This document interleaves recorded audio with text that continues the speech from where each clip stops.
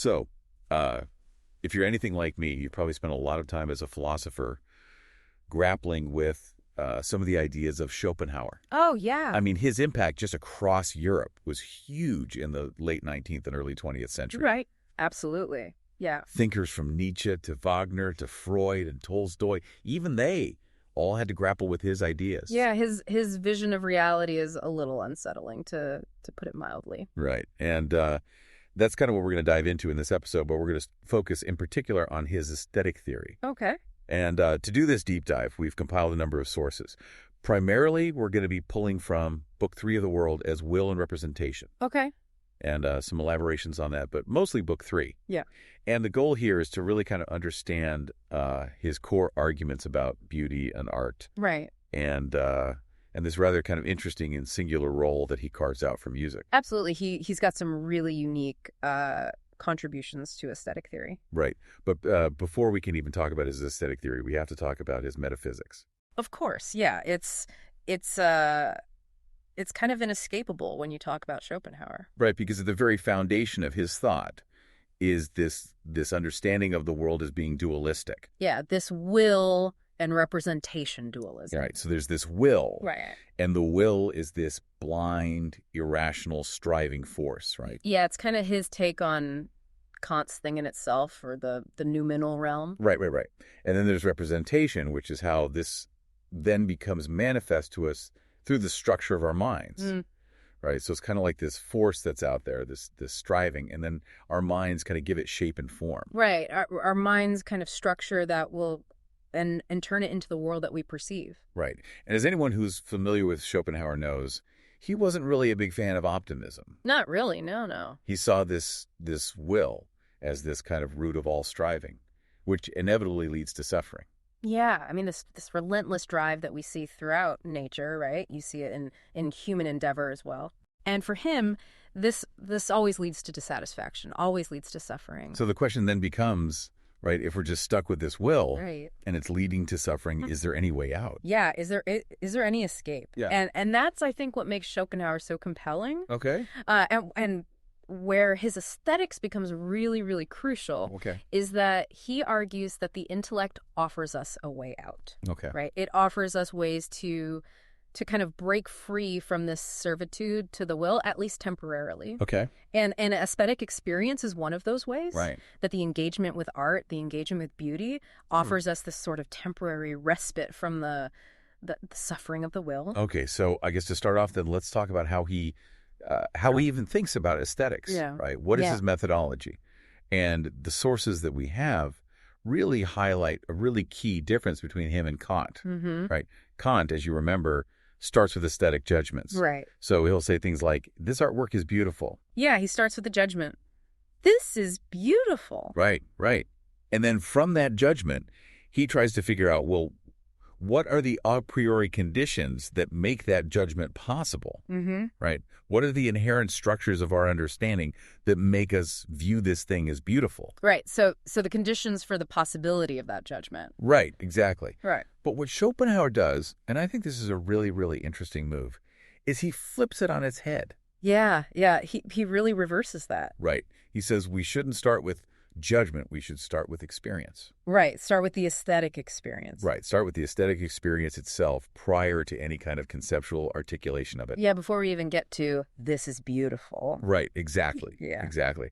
And this is rooted in his notion of intuitive knowledge. Right. Or sometimes he calls it feeling, right? Mm-hmm. Where we can grasp aspects of reality without these abstract categories. Yeah, without needing to put a concept to it. Right. And so in these moments of aesthetic experience, right, prior to judgment, what is it that we're apprehending? Right. The source material mentions Platonic ideas. Right. Yeah, and these aren't just the everyday objects, like the chairs and the tables, right, but rather the sort of the fundamental essences or forms that underlie those objects. Right. So like the chairness of the chair. Right. Exactly. Yeah. The timeless, unchanging essence of the chair. Right.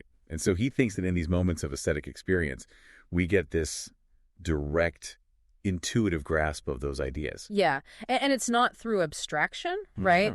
It's not like concepts where we sort of generalize from particulars. Okay. These Platonic ideas are directly perceived Okay. in the phenomenal world during those moments of aesthetic contemplation. Okay. So it's a non-discursive type of knowing. Right. Exactly. Right. You're not thinking your way to it, you're experiencing it. Gotcha. But and this is a point I think that's worth mentioning, because our sources do highlight this. There's an inherent limitation to any aesthetic theory. Okay. Right? Including Schopenhauer's. And the limitation is that when you're trying to theorize about a non-conceptual experience, right, you inevitably have to use concepts. Right, you're using language. Using language, you're using concepts. And these can only ever approximate the immediacy of that experience. Right, like how do you describe the color red to someone who's been blind from birth? Right, exactly. See, you just can't do it. It's like trying to describe a sensory quail. You know, you can point to its effects, but you can't really capture its essence. Right. Okay, so we're already running into the limits of language even talking about this. Right, from the get-go. Yeah. Okay, but let's dive into it anyway. Yeah. So Schopenhauer talks about two primary kinds of aesthetic experience. Right. The beautiful and the sublime. Now, we should note here that the picturesque, which was a distinct category in some 18th century theories, drops out. Right. He's more in line with Kant on this. Yeah, it's not a separate category for him. Right. Yep. And also, like Kant, he thinks that the capacity for aesthetic experience is widespread, but some people obviously experience it more deeply and consistently than others. Right, and those would be the geniuses for Schopenhauer. Right, okay. Yeah. So what does he think is going on in these aesthetic experiences?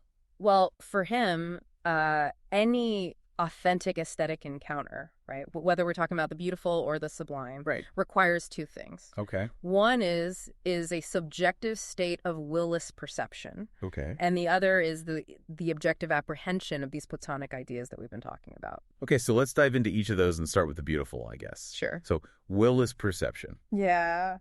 This is a really kind of strange idea for a philosopher. It is. Right. Because we tend to think in terms of intentionality and agency and things like that. Yeah. What does he even mean by that? So what he means is that we have to momentarily suspend our typical way of engaging with the world. Okay. So typically when we encounter an object, we're immediately thinking about how does this relate to me? How does this relate to my desires? Right. Can I eat it? Can I have sex with it? Exactly, right. Can I use it? Is it a threat to me? Yeah.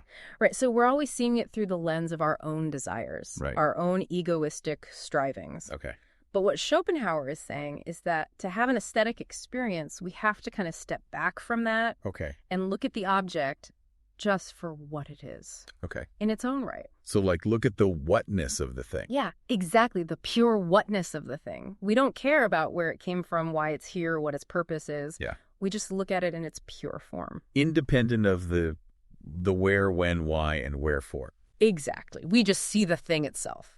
Okay. Yeah. So the subject then, instead of being this kind of striving, desiring, being, becomes a pure subject of knowing. Yeah, they become this pure subject of cognition, as he calls it. Okay.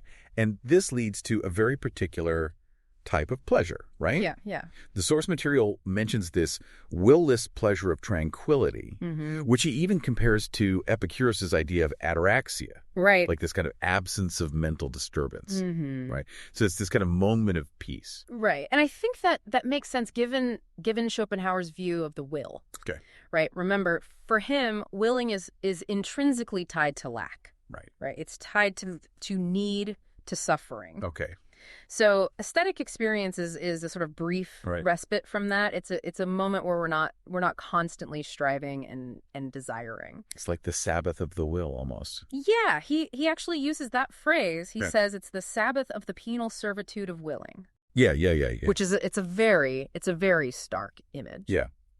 It is. Yeah. It is. So so that's the subjective side of the experience of beauty. Right. But then there's the objective side. Right. And this is where the Platonic ideas come in. Right. So these are the enduring fundamental characteristics of things. Right. And they represent, various grades of the will's objectification. Right. Right. They're not just the will itself. They're not just representation, but they're kind of like this intermediary. Yeah, they're this sort of mediating realm between the will Yes. and our experience of the world. Okay. So why is it that we look at certain things and we find them beautiful? Well, for Schopenhauer, it's because the form of the object makes this transition to will-less contemplation easier. Okay. Right? So if you think about, he used the example of flora, which I think is a good one. Okay. Right? When we see a flower in bloom, right. there's something about its pristine form, right? Right. That seems to invite this kind of detached, contemplative observation. It's like the object itself is helping us to move into that will-less state. Okay. Now, are there things then that prevent us from moving into that will-less state? Absolutely. Yeah.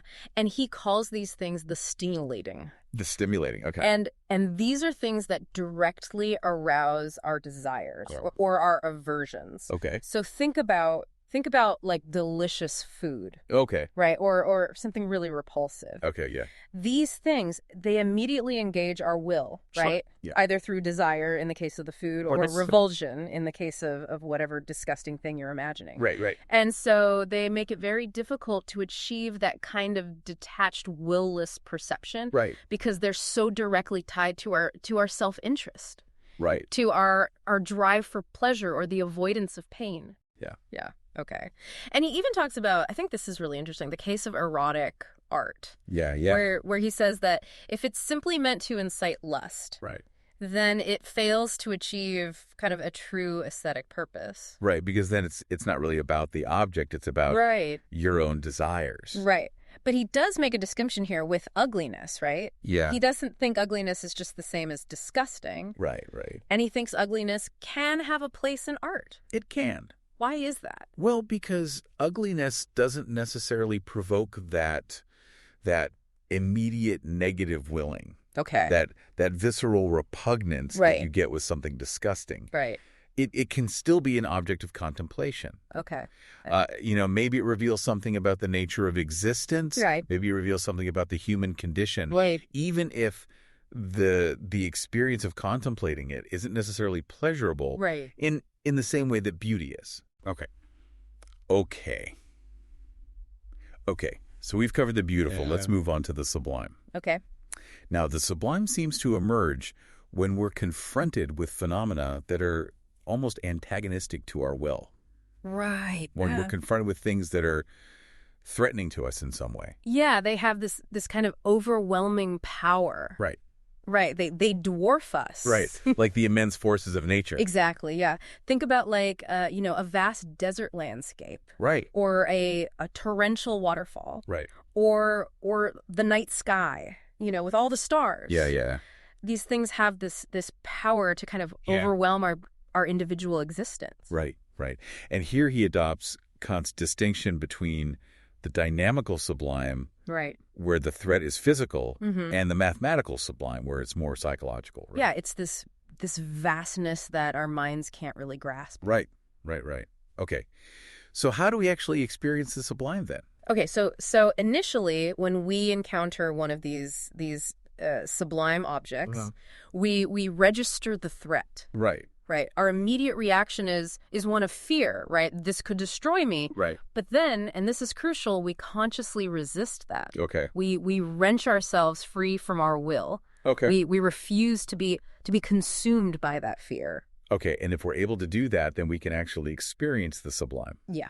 If we can achieve that kind of detachment, then we can move into a state of will-less contemplation. Okay. Even in the face of these terrifying objects. Okay. And this leads to what Schopenhauer calls a state of elevation. Right. This feeling of the sublime. So there's a difference then phenomenologically between the beautiful and the sublime. Yeah. There is. Right.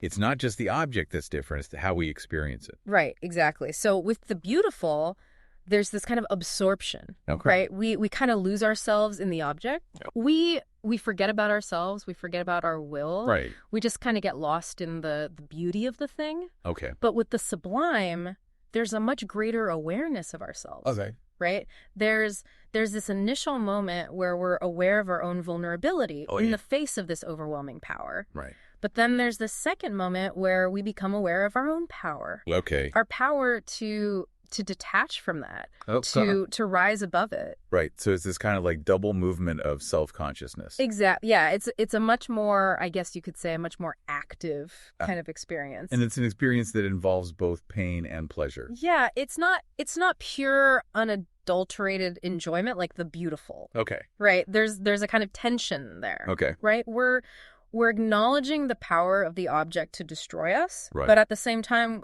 we're experiencing our own power to resist that destruction. Right, to kind of like intellectually master it. That's exactly, yeah. Okay. And this leads really nicely into his theory of tragedy. Right. Right. Because he thinks the pleasure we get from watching tragic plays is a form of the sublime. Yeah. Yeah. He sees it as a heightened form of the dynamical sublime. Okay.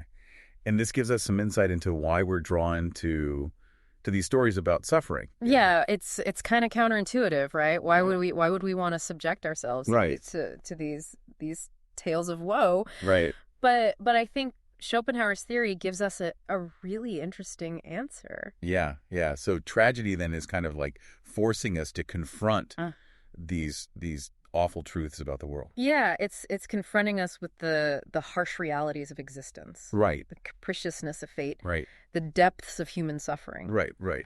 But at the same time, because we're experiencing it aesthetically, it allows us to kind of have this emotional distance. Right. And have this kind of like intellectual mastery over it. Yeah, it's like we're witnessing it without being completely engulfed by it. Right, exactly. And that gives us a kind of catharsis. Okay. Right? This emotional and intellectual catharsis. Okay. We realize that we have the capacity to confront even the most devastating aspects of human life. Okay. And to understand them. Okay, so moving on from the sublime, let's talk about the different art forms. Okay. Right. Because Schopenhauer has this whole hierarchy of the arts. He does. Right. And he bases this hierarchy on how clearly they reveal the will's objectification in the Platonic ideas. Right. So, some art forms are better at doing this than others. Right. And of course, famously, music stands apart. Yeah, we'll get to music. Right. He's got a very unique view of music. Right. But we'll set that aside for a second. Okay. So, starting with the other art forms, he says that all art is the creation of genius. Right. Right. Now, what does he mean by genius? Well, for him, a genius is someone who has this exceptional capacity to perceive the Platonic ideas. Okay. Right. And often this goes hand in hand with a really powerful imagination. Okay. Right. And so the artists, they apprehend these ideas. Right. And then they use their technical skill to kind of embody them in some medium. It could be a sculpture, could be a painting, could be a poem. Okay. Right. And the point of this is to allow other people who might not have that same level of intuitive insight to nonetheless experience those ideas. Right. Okay. So at the bottom of this hierarchy, we have architecture and what he calls artistic fountainry. Yeah. What are those revealing to us? So these art forms, they're revealing to us the will at its most rudimentary level. Okay. Right? As this kind of blind, inchoate striving of mass. Okay. Right? So think about the forces of gravity, rigidity, the properties of materials. Okay. Right? These are the forces that architecture has to deal with. Right. And fountainry then reveals the will as it manifests in fluid substances. Okay. Right. So these are the most basic, the most fundamental forces of nature. Right. That these art forms are grappling with. Okay. And moving up the hierarchy, we have landscape gardening. Right. What's going on there? So landscape gardening is dealing with the plant kingdom. Okay. Right. It's taking various species of plants and arranging them in ways that highlight their essential characteristics. Okay.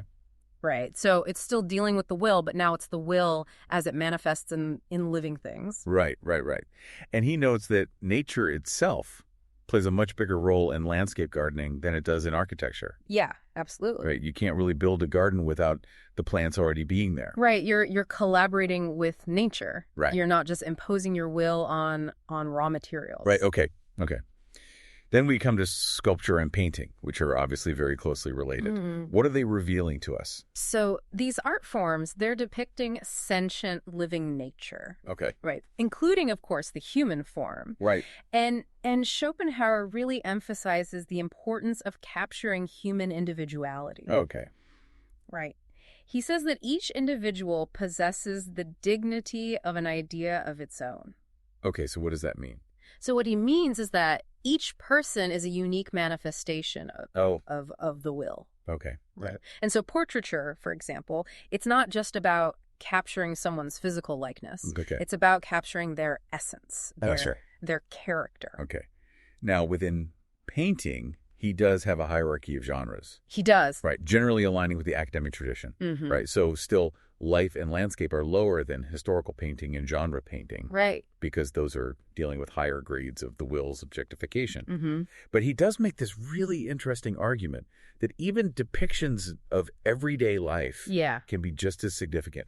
Yeah. He's got this really inclusive view of subject matter. Right. So it's not just about the kings and the heroes and the grand narratives. Right. It's also about the commoners, the ordinary people, the mundane events. Exactly. Yeah. Because for him, the fundamental human drama, right, the joys and sorrows and the struggles, right, they play out across all social strata. Right. So it's not like the kings and queens have a monopoly on human experience. Exactly. Everyone's experiencing it. Yeah, we're all in this together, so to speak. Okay. And then moving up even further, we come to poetry. Right. Now, for him, poetry encompasses all forms of literature and drama. Yeah, it's a very broad category for him. Right. So plays, novels, poems, all of that is poetry. Right. And he says that what poetry does is it conveys ideas through abstract concepts. Through language. Right. Through language. Yeah. Right. And he has this really striking analogy. He does. He compares the poet to a chemist who's using liquids to precipitate solids. Right. Right. So just like the chemist can use these liquids to create these solid forms, he thinks the poet can use concepts to crystallize images and understandings in our minds. Right. So the concepts are kind of like the reagents. Right. And the images and the understandings are the precipitates. Okay. So because poetry is using language, it has this incredible flexibility. It does. It can express such a wide range of ideas. Yeah. Especially the complexities of human action, thought, and feeling. Okay. And Schopenhauer actually argues that poetry has an advantage over history in this regard. Okay. Because history is just concerned with what actually happened. Right. Whereas poetry can deal with the realm of possibility and probability. Right. So it can explore like what could have happened. Exactly. Yeah. What might happen. And that allows it to get at these kind of universal truths about human existence. Okay. That history might miss. Okay. And at the very top of poetry, right, the pinnacle of poetic art, we have tragedy. Right. Now, why is tragedy so important for him? Well, tragedy, for Schopenhauer, is the art form that really delves into the terrible aspect of life. Okay. Right. It's the art form that forces us to confront the true nature of the world, the true nature of existence. Okay. And it's the art form that shakes us out of our naive optimism. Okay. And he outlines three main ways that misfortune can be brought about in a tragedy. Yeah. One is through exceptional wickedness. So, you've got your Iago, your Richard III. Right. These truly evil characters. Okay. The second way is through blind fate. So, think about Oedipus Rex. Right. And just bad luck. Yeah. But the third way, and this is the one that Schopenhauer thinks is the most profound, is through the actions of morally ordinary characters. Okay. In typical relationships. Okay, so not the larger than life villains. Not just bad luck, but just like normal people messing up. Yeah, it's the kind of suffering that we all experience. Right. Right. The kind of suffering that comes from our own mistakes, right, from the mistakes of others. Host.